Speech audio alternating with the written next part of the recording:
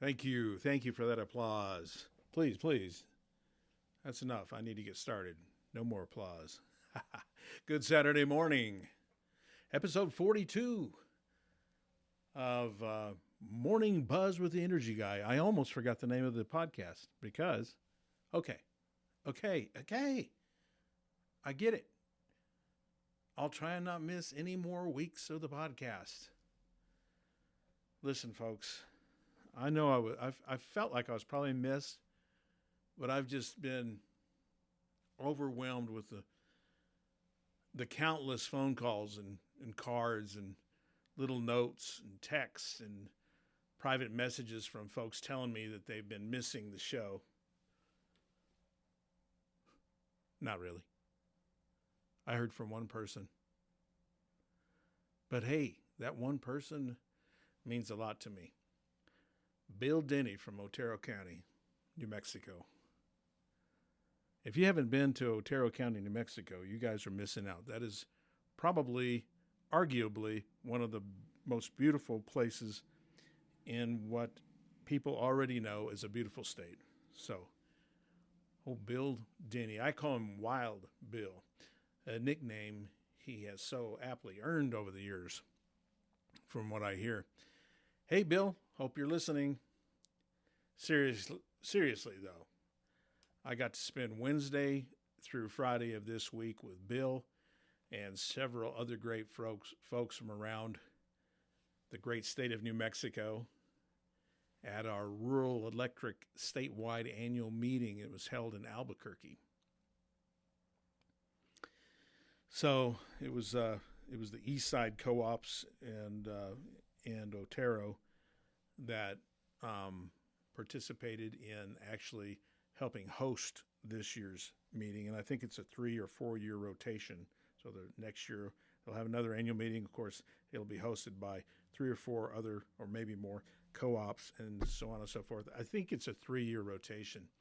But this year we had Farmers Electric, Roosevelt County Electric, Otero County Electric, Lee County Electric, and Central Valley Electric all had representation there as host of the statewide annual meeting. And I'm going to try to name as many as I can, as quickly as I can, because we've got some stuff we need to talk about in the show that needs to be heard. I feel like needs to be heard, particularly as things start to warm up, and it is warming up. As a matter of fact, today is supposed to be pretty warm here in Clovis, New Mexico, the headquarters of Farmers Electric Cooperative, where I am recording the show, and it's airing Saturday morning at 7 a.m.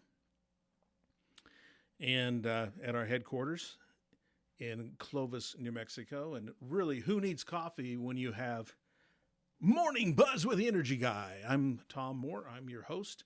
Morning Buzz with the Energy Guy, the only podcast awarded the prestigious Energy Star label. So let's get to those people that helped out, and just really an awesome bunch. Besides Bill, there was Kelly, Tillman, Alex, Stephen, Cheryl, Joanna, Kyler, Raymond, Ramon, or Ray. I'm not sure.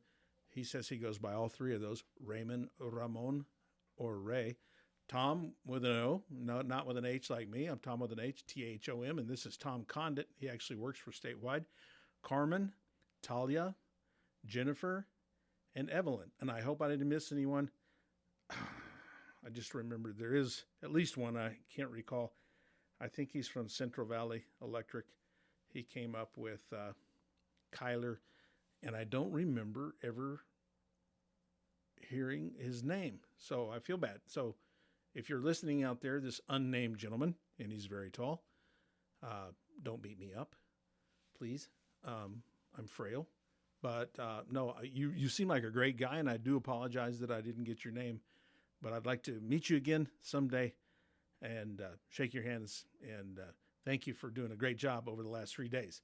So, yeah, these folks helped at this year's statewide annual meeting, and I can't think of a better team, and I mean that from the bottom of my heart. So, good people out here in eastern and southern New Mexico.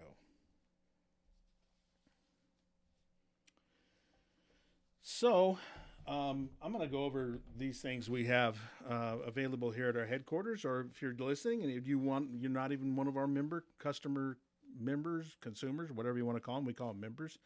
We're an exclusive club here at Farmers Electric Cooperative. There are benefits. But for those that are not members or can't get here easily to pick one of these up in person, I do have some great pamphlets that I've collected over the years, and they're awesome. Here's one, Guide to Power Outages, how to stay safe and stay informed during power losses. Of course, we don't have any of those at Farmers Electric. Power's always on, right? But that's a good one. It's just chock full of good information. 101 easy ways to save energy and money. That's a good one. And again, for those that can't just stop by and pick one of these up, shoot me a personal message, PM or a private message on my Facebook page, Morning Buzz with the Energy Guy. That's how you find it. Just search on Facebook, Morning Buzz with the Energy Guy, and there's this caricature of me on there. I think they did that in AI out of the HR department, but it looks a little bit like me. It's kind of flattering, but pretty cool. It shows me behind a mic. But I will mail you one of these, and we will gladly pay the postage. Here's another one. Energy Savers Tips. I mean, you think you know it all, and there's, I don't know, I wish these pages were numbered. I'd say 20 pages of good information. Here's one. It's a trifold, just called Energy Efficiency. Save money and help the environment. That's a good one. We don't, on this show, we talk mainly about energy efficiency, how to save a little money or stretch your dollar, your energy dollar. But we also talk about safety occasionally. Here's one called Electrical Safety. And again, it's geared toward adults and adults that supervise children. So this is a great one here. So shoot me a message. Give us a call here at Farmers Electric in Clovis, New Mexico, and say, hey, I was listening to Morning Buzz with the Energy Guy, and the Energy Guy said that you would send me a pamphlet or little brochure. Here's another one, Outdoor Electrical Safety. And it is a lot of good information in there. I haven't looked at some of these in a while. This is a good one. It's and a lot of people have these questions. Sometimes you're afraid to ask. There was a joke for years and years and years about men that were lost and were just too proud to ask, for direction. Of course, we don't have that problem anymore. We have Google Maps, we have Navigator, whatever, some kind of navigation program we use, and don't have to worry about stopping at a gas station and asking for directions. But this is some of those questions that people are reluctant to ask, and they're questions to ask when you're replacing your HVAC system. And again, it's a brochure that's just full of great information, stuff that you might not have ever thought about is in this little booklet. And again, it's free to the public. Come by our office at 3701 North Thornton Street in Clovis, 3701 North Thornton, that's Thornton Street, Clovis, New Mexico. Or call or message me, and we'll get one of these in the mail to you. This one was put out by Touchstone Energy Cooperatives. Together, we save. Okay. Speaking of savings, what we're going to talk about today is stuff I talk about all the time. Of course, we know, that people learn through repetition, right? Right? But anyway, the more you hear something, the more you understand it, the more you can wrap your head around it, the more, you'll start repeating it to yourself. And you'll start, if you've heard it several times, you'll be able to retain it and perhaps share it with others. So that's kind of the idea for this podcast anyway, is we want you not only to enjoy the information you might get and retain as much as possible, but we want you to share it with people, okay? Kind of like sharing the gospel. You don't want to keep that to yourself. You want to share it with people. So this isn't the gospel, but it's second to the gospel. Okay. So, the temperatures are rising, and they're only going to get warmer. Today's supposed to be like 90, I think, here in Clovis in the high plains of eastern New Mexico. But the biggest savings usually come from reducing air conditioning use and preventing heat from getting into your house in the first place. And I'm going to go over a practical list, and I'm going to put it in some kind of order of cost effectiveness. So the first one will be like free or nearly free, or no cost, low cost. I think I've talked about in the past. Temperature adjustments. Raise your thermostat 2 to 4 degrees higher than normal and keep it. Okay, so if you normally got your temperature at 75, set it at 77 or 78 and just try to acclimate to it. And just leave it there. Okay. When away from several hours, set it even higher. Maybe you push it up to 80 degrees. And you'd be surprised. It's going to run at 80, but it's going to run less than it would at, say, 75. Does that make sense? And if you're starting to feel warm, say it's, 3 o'clock in the afternoon, you're sitting at home and reading a book or whatever, and you're a little uncomfortable, you're warm, step outside. That'll cure you. When it's 100 degrees outside, stay out there for just a minute and come back in. And all of a sudden, 77 degrees, 78 degrees doesn't feel so bad, does it? Especially when you combine that with using ceiling fans. Now, when I say using ceiling fans, we're talking about in occupied rooms. They're not doing anybody any good in an unoccupied room. So turn them off when the rooms are empty. Fans, remember this and just burn it into your memory. Fans cool people, not rooms. You cannot cool a room with fans. You can cool people. So you want to feel that comfortable downdraft from a ceiling fan. Or maybe you have an oscillating fan you put across the room, and it just sweeps across the room. And every so often it's pointing directly at you. If you're really warm, point it directly at you and lock it in place. And if you perspire or have perspired a little bit, you'll understand evaporative cooling at that point when that air hits you. It starts to evaporate. Evaporative cooling, you probably all know about it when you put a little alcohol on your body, a little rubbing alcohol, and it evaporates very quickly, and it feels cold, right? So that's the principle behind evaporative cooling. Block solar heat. Close blinds, curtains, and shades on sun-facing windows during the hottest part of the day. Well, sun-facing windows during the hottest part of the day, in our part of the country anyway, and most of the country are on the west side of the house. The east side of the house in the morning, if it's particularly warm morning, you might want to block that as well. As the summer grows a little older into the summer, say in mid-July, the sun, and into August, the sun has moved to the northern sky.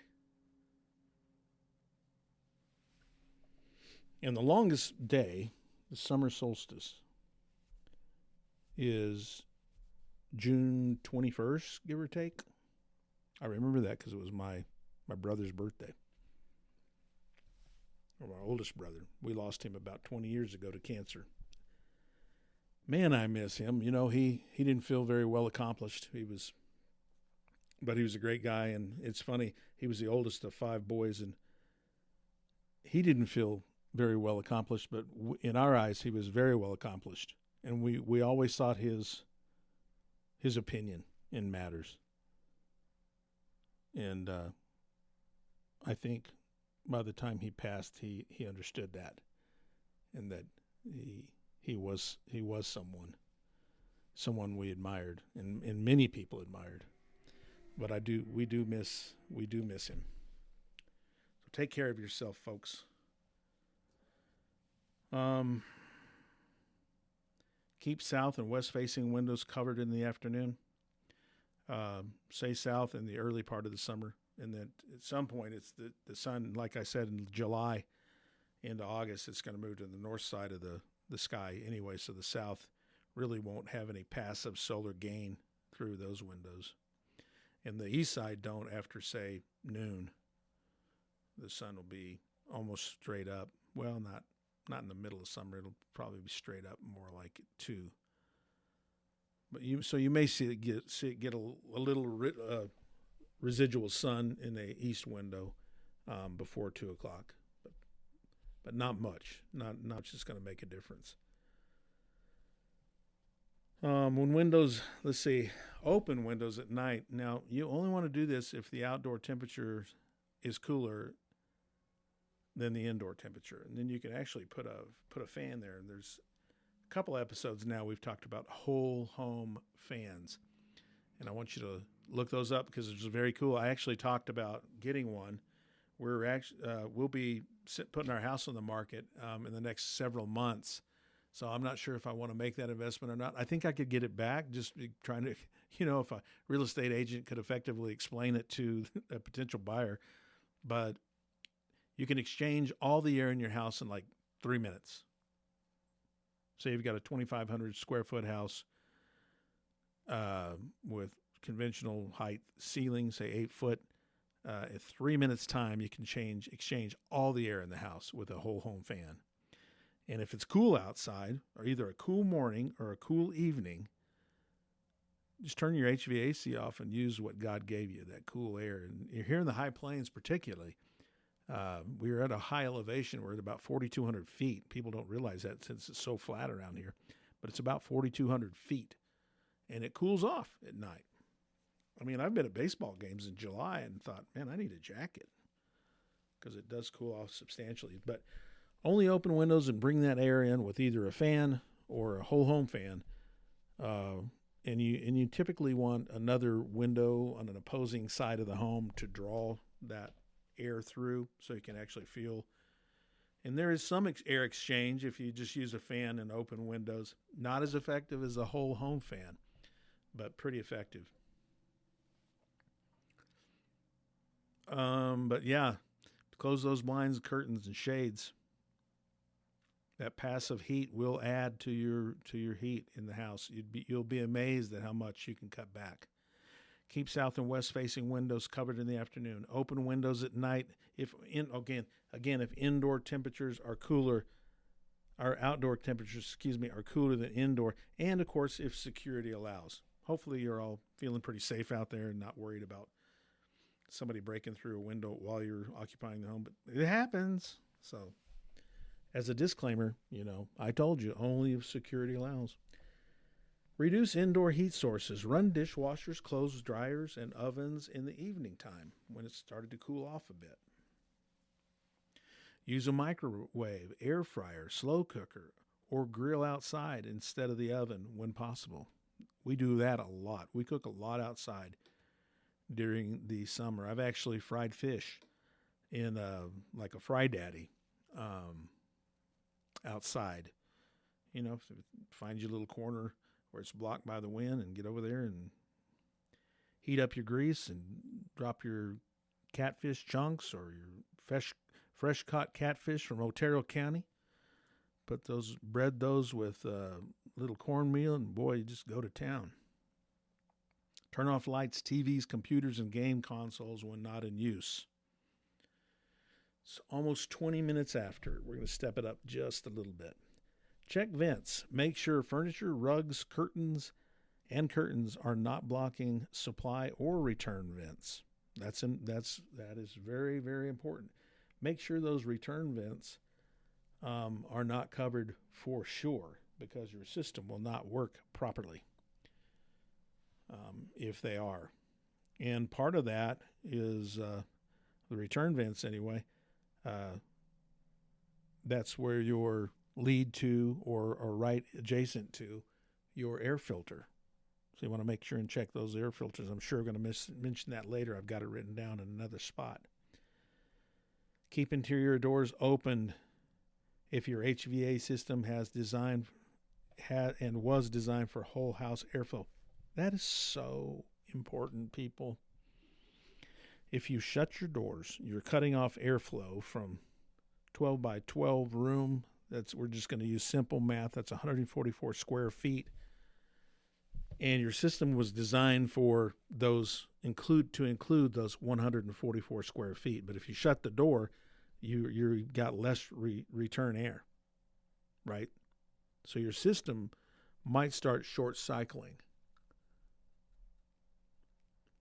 And what that's going to do is make it ineffective when cooling. And it will also perhaps shorten the life of your HVAC system. Keep those doors open so that the air can move out of them freely. Okay? So make sure furniture, rugs, and curtains are not blocking supply or return vents. But also keep interior doors open if your HVAC system was designed for whole house airflow. And most are. The only exception to that would be if you had a return air in every room. Some older homes were designed that way. If you go back prior to, say, 1960 in design, that had a whole home forced air system designed into it, it could or even likely have return air in every room. But you don't see that anymore. It's a cost-saving measure for home builders that they have one or two centrally located return airs. Okay? Keep those things clear. Low-cost projects. We just talked about no-cost, low-cost. We're going to talk about low-cost, specifically $10 to $100. So replace your HVAC filters. We talked about that. And I say replace, but I want you to check those filters at least monthly during the cooling season. During the cooling season is probably the dirtiest part of the year too. Spring winds and dirt in eastern New Mexico. The sky a third of the time looks brown because all the dust blowing around and the lack of moisture. Now we have had, while I was in Albuquerque, we had 0.6 of an inch here in Clovis, so that was nice to come back to that. And it's amazing what God's rain, what God's water will do compared to municipal city water, even a ground well that you have. If you have your own well, that doesn't compare to what God provides through rain. But so we were driving back. It was a beautiful drive. We drove back from Albuquerque yesterday, and it was so green and starting to really spruce up a little bit. So, but check those filters. What I mean by checking them is look at them. If you can see through them or see light through them, they're not bad. They look clean. They don't look dingy or, I've seen some that have so much lint on them that you could, you could sew a sweater with, knit a sweater with all the lint. But if that's the case, throw it away. Get a new one there. They're not that expensive. And I'm not telling you to go out and buy the most expensive air filter either. Just get one that's kind of in the medium range, which may be, $8 to $10. You don't want to go out and spend $25. I think the only time you'd want to do that is you have a child or an adult, suffering from some kind of asthma or, airborne particles really give them a hard time, particularly seasonal allergies. Maybe you want to spend that kind of money, but I'm a believer in something like in the mid-range, $8 to $10, and make it last as long as you can. 1, 2 months, maybe in 3 months, depending on the time of year. But look at it at least. Tell me that you'll do that. Make that pledge today. Replace those dirty filters promptly, though, because restricted airflow makes the system work harder. We talked about that. If you keep that clean filter, it's going to make your system work less and last longer. Seal air leaks. Look for gaps around exterior doors, windows, plumbing penetrations. That's a big one. People don't usually look under their sink to see if there's any plumbing penetrations, particularly on exterior walls. Those are notorious for letting in hot air in the summer and losing warm air in the winter. And if you recall, air, heated or cooled, wants to get to the opposite side. Heated air wants to go to cool. Cool air wants to come to warm. So in the wintertime, that cool air is going to try to find its way in those plumbing penetrations underneath your sink. And conditioned air is trying to find its way out. the warm air in the wintertime is trying to get out to that cold air. It's just the reverse of that in the summertime. Cable and utility entries is another place to look for gaps. Use weather stripping, door sweeps, or caulk where appropriate.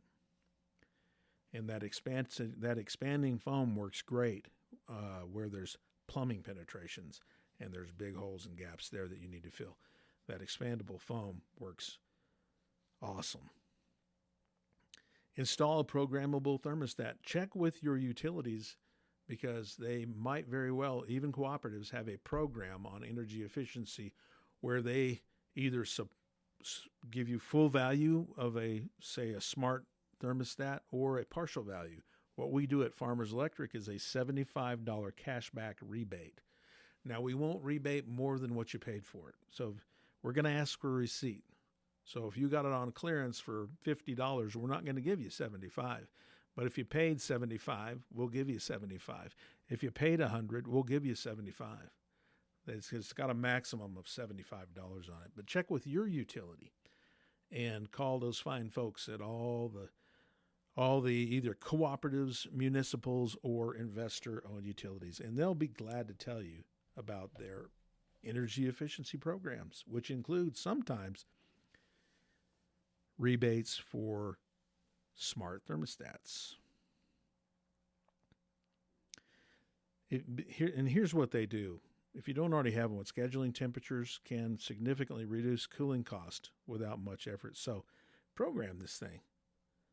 And what's cool about them is some of these smart ones that have, they learn behavior for one thing, and they can start, you can put them on the AI mode and they'll start having it cool when you're there, when it senses you there, or you should be there according to, its algorithms. Or, if you want it a little cooler at night, you like to sleep when it's a little cooler, and you're going to be away from the home during the work week, and it'll recognize Monday through Friday work weeks, and they're great, and they're just constantly learning. Excuse me. But they're also programmable. You can go in there and override all that stuff and just say, hey, at this time I wanted this temperature, and at this time I wanted this temperature. It might be a different temperature. Another thing you can do is they have apps that go along with them. So your phone. So you say, I got to, we're catching a 7 a.m. flight to Tampa out of Lubbock, Texas, and you look at your wife and say, you turn the thermostat up, right? And she goes, oh shoot, I didn't. I forgot all about it. Not a problem. Get on your phone and make that adjustment and sleep easy. It's always nice to sleep easy. I haven't slept easy in a long time. Although, I'll tell you, our days were long over the last 3 days, and Bill can attest to this. We got up early in the morning. I mean, sometimes we were down there at 6:30. I wasn't. They were down there at 6:30. I think the earliest I got there was 6:50. And then our days went till 8 o'clock, 9 o'clock, 10 o'clock at night. So we slept easy. So it was nice. The only problem is this resort hotel we stayed, casino, the pillows are not very good. I think the mattress was awesome, but their pillows are flat as a pancake. Didn't give me any support under my head, so I had to use. My wife and I had a big king size bed, so I had to use 2 of the 4 pillows under me. Where are we? We're 28 after. We really need to step it up. Let's see, this is not good. Clean refrigerator coils. That's a big one. Dusty coils can increase electricity use. Unplug first or follow manufacturer instructions. Vacuum coils and surrounding areas. This is big, folks. There's a lot of lint buildup, especially in this part of the country, on those coils. Now, medium cost, $100 to $500. Service your air conditioner. A professional tune-up can clean coils, check refrigerant levels, improve efficiency, and catch problems before summer peaks. And again, this is on your air conditioner, okay? They can clean coils, check refrigerant levels, improve efficiency, catch problems before it gets really hot, like these consecutive days of 100 that are coming. Improve attic insulation, seal ductwork. A lot of co-ops and investor-owned utilities and some municipals have cashback rebate programs for adding insulation. We do at Farmers Electric. Call and ask if you want the details, up to $500. And all it takes is a phone call. It's the easiest money you'll ever make. Sealed ductwork. If ducts run through an attic, garage, or crawl space, sealing leaks can noticeably reduce cooling costs. Outside of the house, shade the AC unit. Keep vegetation trimmed for airflow. Provide shade if possible without restricting ventilation. Add a shade tree to the home. We just did that, my wife and I, about 3 weeks ago. We put an oak tree. It's not a red oak. The leaf looks like a red oak. And my son, who's the forester, said it is not a red oak. It's something else, and I forgot what it's called. But it looks to me, I'm going to continue to call it a red oak as long as he's not around. Now, if he's here, I'll say, what was that again? I know it's not a red oak. It's some kind of other oak. White oak, or ash oak, or what was it? And, he'll use that expensive degree that his mother and I helped pay for. Oh, he's enjoying life up in Michigan. We've got about 4 or 5 oaks around this part of the country, and I think he's dealing with 30 plus oaks. And they look to him to be this, the expert. So he's learning. He's what I call going through some OJT, on the job training, which is good. Just because you've got a degree doesn't make you the smartest guy in the room. You know what means more than a degree? Experience. Yep. Quick energy audit walkthrough. I do one. If you call and say, hey, can you come out to my house? Farmers Electric members, this is exclusively for you. As nice a guy as I am, I probably won't go to somebody that's getting served by Xcel Energy or another neighboring co-op. Maybe, but it depends on how I feel that day. But if someone calls me from Farmers Electric and is one of our member consumers, I will do what I call a quick and dirty audit. And I go through and I check the HVAC filters, condition, gaps under exterior doors, window seals, attic access hatch seal. A lot of those don't have any insulation on the top side of them. So it's good to have 4 or 5 inches of fiberglass insulation that you can glue on there if it's 14 by 14 or whatever those things may measure. That's kind of narrow. I couldn't get through that. Maybe it's 20 by 20 or 20 by 30, something like that. Make sure that you have insulation cut and glued to that. Window seals, blinds and curtains on sunny windows, refrigerator coils cleanliness. Check out the thermostat, air vents, see if they're blocked by furniture. Outdoor AC unit, we'll make sure it's clean. And I'll take a look at all the bulbs you have throughout the house, and I will suggest you change out any incandescents or even the compact fluorescence, the CFL bulbs, to the new and improved LEDs. All right. Well, there was a little bit more I want to go into, but we're running out of time. We're at 33 minutes, and that's what happens when you miss a few weeks and you're trying to play catch up and trying to squeeze too much in. But I did want to talk a little bit about this day in history and some of the well-known people maybe that were born on May 30th. This show is airing at 7 a.m. May 30th on a Saturday. CeeLo Green was born in 1974. Grammy-winning singer, rapper, and songwriter CeeLo Green. Wynonna Judd. She was born in 1964. Wait, hey, she and I are close in age. She's a year older than me. Country music star and member of the Judds.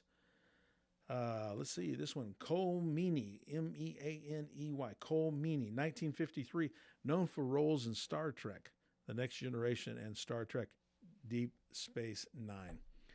A couple guys from sports. There's a gnat flying around me. I think I got him. Steven Gerrard, 1980, legendary midfielder and former captain of the Liverpool FC. I should have looked that up because I have no clue what Liverpool FC is.